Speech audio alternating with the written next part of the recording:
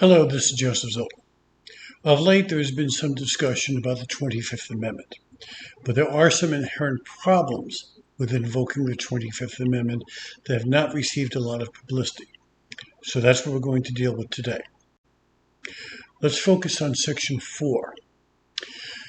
Whenever the Vice President and a majority of either the principal officers of the executive departments, so that's the Cabinet, or if such other body as Congress may by law provide, which Congress has not done, transmit to the President pro tempore of the Senate and the Speaker of the House of Representatives their written declaration that the President is unable to discharge the powers and duties of his office. The Vice President shall immediately assume the powers and duties of the office as acting President.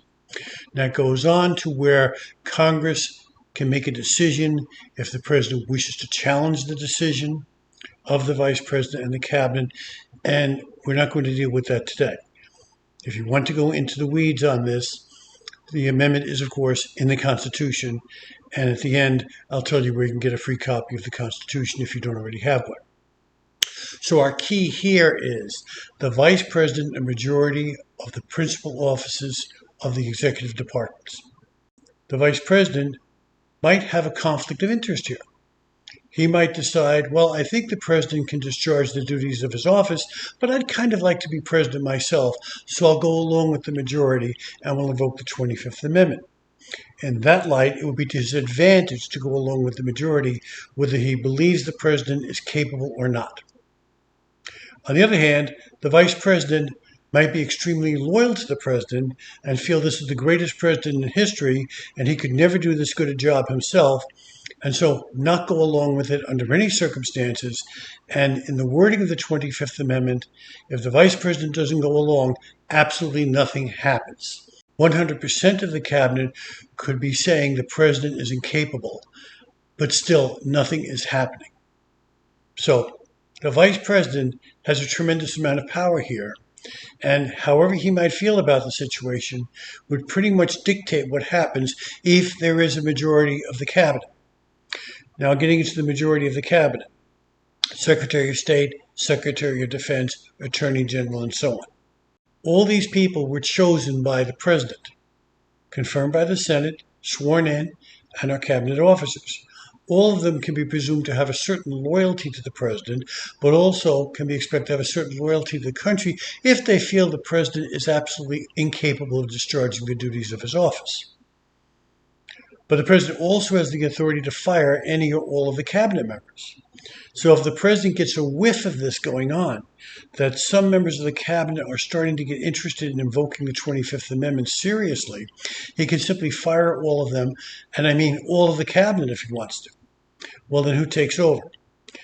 Until a successor is appointed by the President, confirmed by the Senate, and sworn in, each of the Cabinet offices are now going to be run by an acting secretary, who will normally be the deputy secretary, simply taking over temporarily. Could those acting secretaries sign a document saying the President is incapable? We're not clear if an acting secretary would really be considered a Cabinet member in light of the wording of the 25th Amendment. He could be considered an acting Cabinet member and not have this authority at all until a permanent secretary is appointed, confirmed by the Senate, sworn in, who would still be the President's choice. So there are some barriers here to the 25th Amendment ever being invoked. One is the Vice President. The Cabinet members can be fired and a deputy put in place who may or may not have the authority under the 25th Amendment to act, and the President could still fire one acting secretary after the other if he feels there is still a groundswell there that he is incapable. So we have a lot of problems ever invoking the 25th Amendment on any president.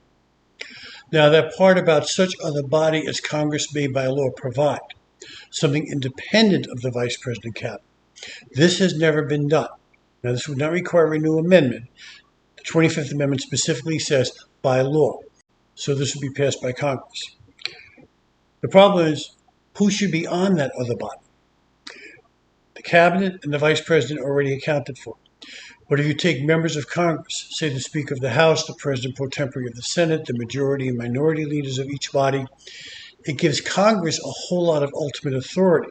Congress already has the ultimate authority if the president fights the 25th Amendment to decide one way or the other, and it has the authority to impeach, and it has the authority to convict. So now a whole lot of power is being placed in Congress that upsets the checks and balances. Then we have the possibility of the court system. Should the Supreme Court be the body that makes this decision? But that is the judicial branch, which is separate from the lawmaking, policy-making branches of the government. So who then should be the decision makers? Should it be the presidents of the largest corporations, the presidents of the largest unions, the highest ranking generals and admirals in the military? Who? Nobody has ever been able to come up with a proposal for another body that ever gained much traction. And if there was to be such a body established, it would take time to work its way through Congress. So we don't have the other body. We have the cabinet and the vice president. And there are the inherent problems. If you liked today's video, found it interesting and thought-provoking, please subscribe so you don't miss out on any of our future videos, and give us a like on this one. Thank you for joining me today, and here are some other videos on this channel right now that I hope you'll find interesting.